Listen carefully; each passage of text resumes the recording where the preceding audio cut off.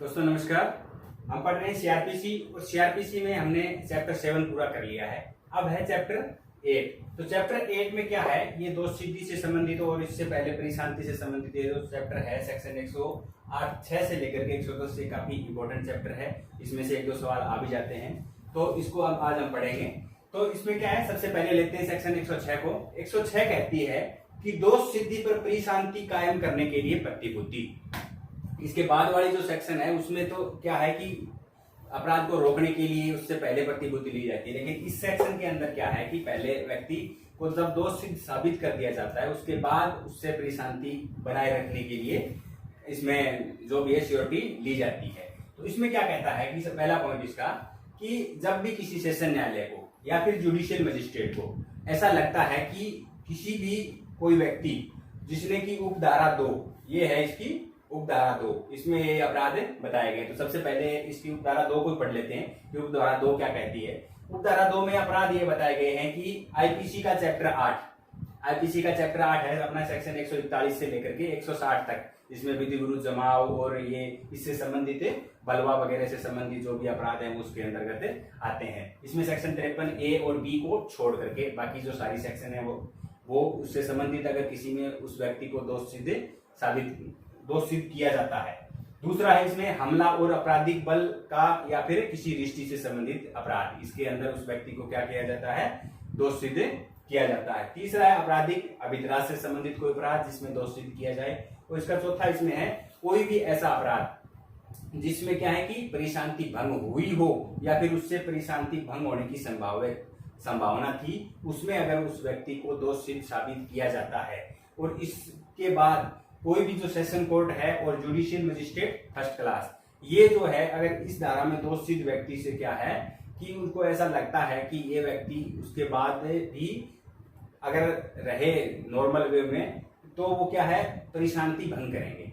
तो परिशांति कायम रखने के लिए वो जो मजिस्ट्रेट है ये दोनों उसको क्या है, उस व्यक्ति को 3 वर्ष तक बॉन्ड कर सकता है, उस व्यक्ति से श्योरिटी ले सकता है प्रतिभूओं सहित या फिर प्रतिभूओं रहित, जैसा उनको ठीक लगे। उस व्यक्ति को 3 साल तक के लिए बाउंडेड किया जा सकता है कि वो ऐसी श्योरिटी दे कि आगे 3 साल तक वो किसी भी प्रकार के इसमें इन्वॉल्वमेंट नहीं करेगा और परिशांति भंग नहीं करेगा। तो ये इसकी पहला पॉइंट है। दूसरा इसमें अपराध से संबंधित। तीसरा पॉइंट इसका कहता है कि अगर जिस व्यक्ति को यहाँ इसमें 3 साल के लिए जैसे बाउंड किया गया किसी मजिस्ट्रेट के द्वारा और उस व्यक्ति ने अपील की उस आदेश के खिलाफ जो उसे दोष सिद्ध साबित किया गया था और उस अपील के बाद उस व्यक्ति को क्या है उसकी दोष सिद्धि निरस्त हो गई, तो यहाँ पे क्या कहता है कि अगर उसकी दोष सिद्धि ही निरस्त हो गई तो उसके द्वारा दिया गया वो जो बंद पत्र है, जो भी श्योरिटी दी गई है, वो भी अपने आप में निरस्त हो जाएगी। इसका तीसरा पॉइंट कहता है। अब इसका चौथा पॉइंट कुछ विशेष नहीं। चौथा पॉइंट ये कहता है कि आदेश इसके संबंधित आदेश है अपील न्यायालय करेगा या फिर ऐसा न्यायालय करेगा जो कि पुनरीक्षण के अपने अधिकार के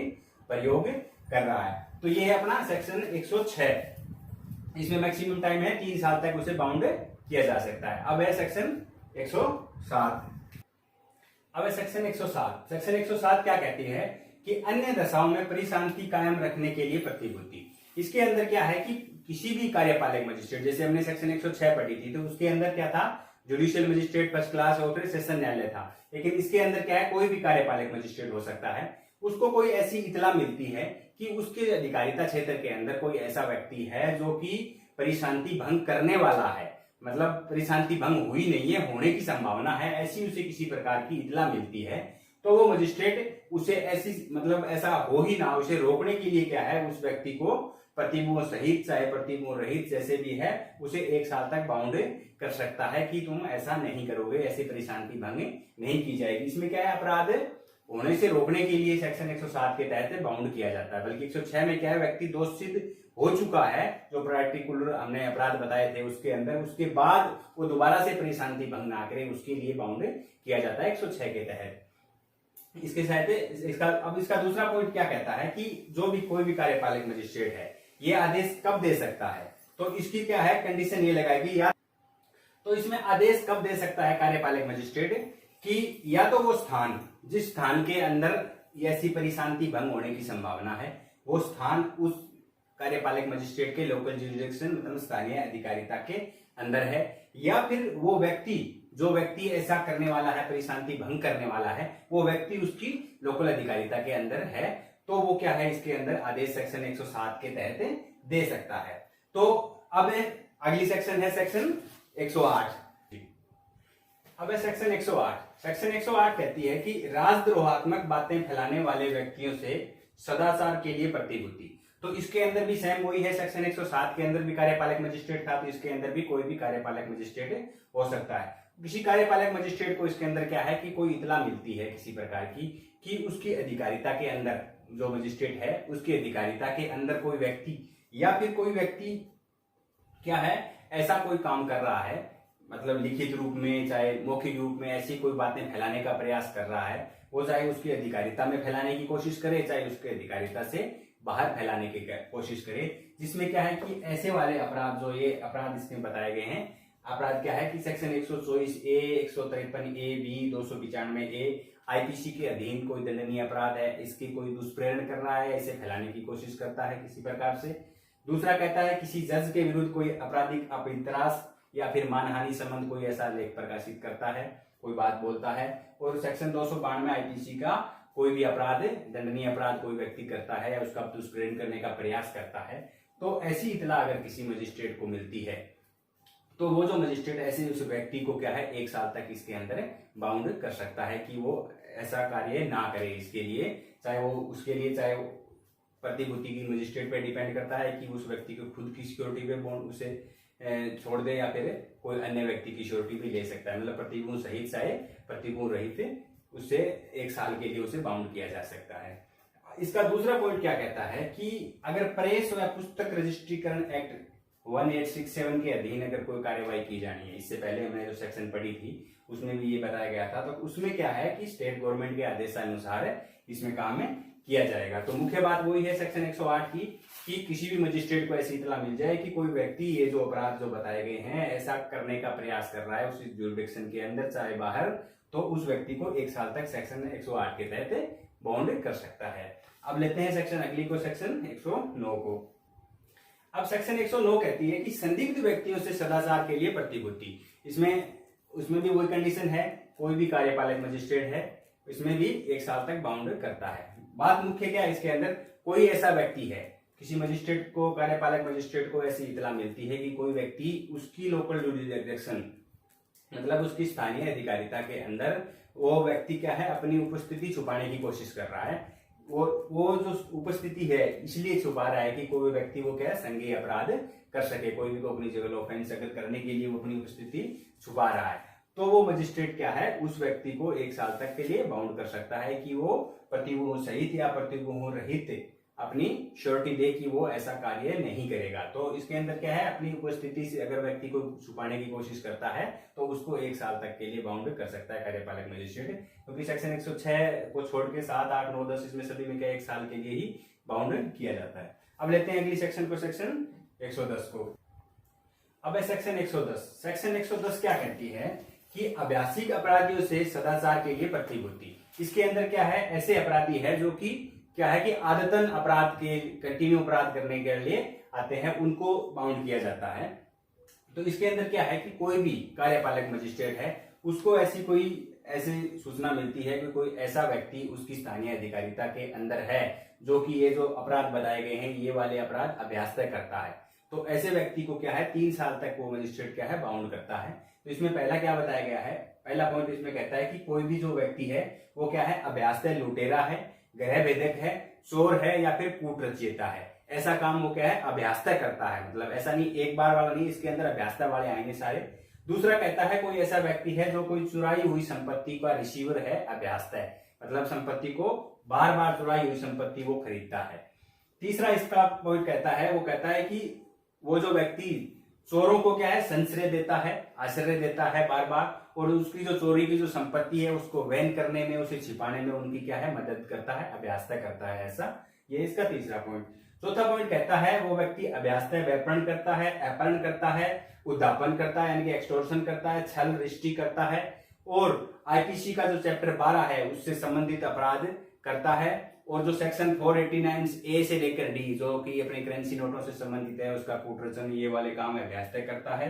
इनका प्रेरण करता है या फिर दुष्प्रेरण करता है। ऐसे काम क्या है, अभ्यासता करेगा तो वो उस व्यक्ति को उसमें बाउंड किया जाता है। 5वां पॉइंट कहता है परिशांति भंग।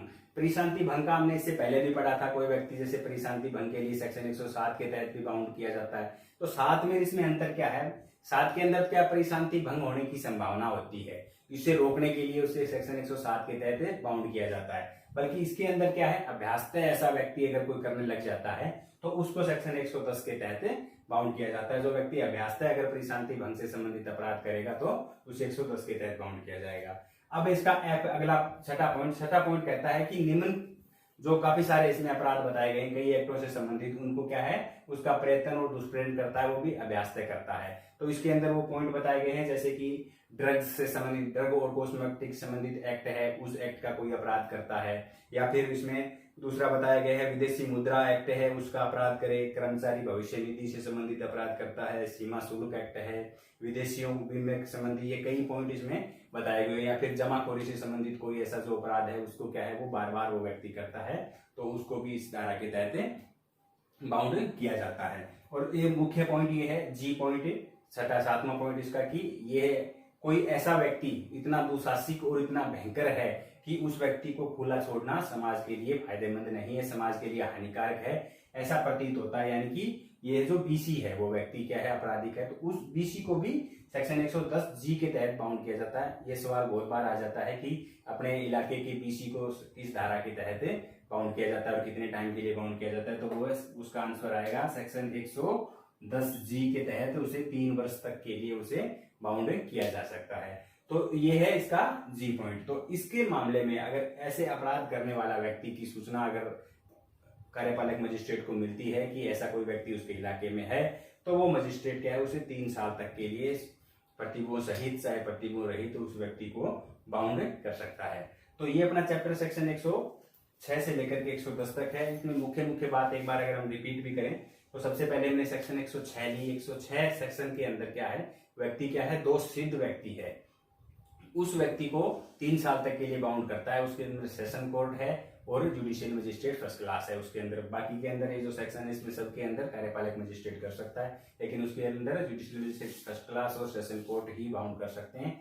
3 साल तक कर सकते हैं। जो व्यक्ति परिशांति भंग से संबंधित अपराध के लिए दोष सिद्ध हो जाता है उसको सेक्शन 106 के तहत बाउंड किया जाता है। सेक्शन 107 में हमने पढ़ा था, उसमें अंदर क्या पढ़ा था कि कोई व्यक्ति परिशांति भंग करेगा ऐसी संभावना लगती है तो ऐसा ना करे उसके लिए पहले उसे 1 साल के लिए बाउंड कर दिया जाता है सेक्शन 107 में। 108 में हमने पढ़ा था कोई व्यक्ति राजद्रोहात्मक संबंधित ऐसी बातें फैलाता है, उस व्यक्ति को जो भी 292 से संबंधित है, 295 वाले अपराध है, 124 153 ये भी वाले जो हमने पढ़े थे, उसके अंदर ऐसे काम करता है तो उसे 1 साल के लिए सेक्शन 108 के तहत बाउंड किया जाता है।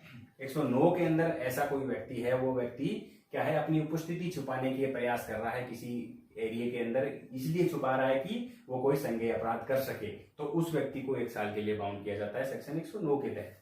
और 110 के तहत हमने ये पढ़ा है कोई व्यक्ति अभ्यासिक मतलब हैबिचुअल अपराधी है और ऐसे काम करता है, जो कि इसमें हमने पढ़े थे डिटेल के अंदर, उसको क्या है सेक्शन 110 के तहत 3 साल के लिए बाउंड किया जाता है। तो इसके अंदर सेक्शन 106 और 110 के अंदर 3 साल तक बाउंड किया जा सकता है और सेक्शन 107, 8 और 9 के अंदर 1 साल के लिए बाउंड किया जाता है सेक्शन। और इसमें मुख्य अंतर वो ये सेक्शन 106 के अंदर सेशन न्यायालय और जुडिशियल मजिस्ट्रेट फर्स्ट क्लास है, वो उसके लिए बाउंड कर सकता है, बल्कि बाकी जो सेक्शन है अपनी जो है 7, 8, 9, 10 इसके अंदर कार्यपालक मजिस्ट्रेट है उसे बाउंड कर सकता है। तो ये है अपना चैप्टर। इसमें मुख्य बात ये भी 10 के अंदर ये ध्यान रखने वाली है कि बीसी को 110(6) के तहत 110G के तहत बाउंड किया जाता है। तो ये चैप्टर इतना ही है, उम्मीद है आपको बेहतर से समझ आ गया होगा।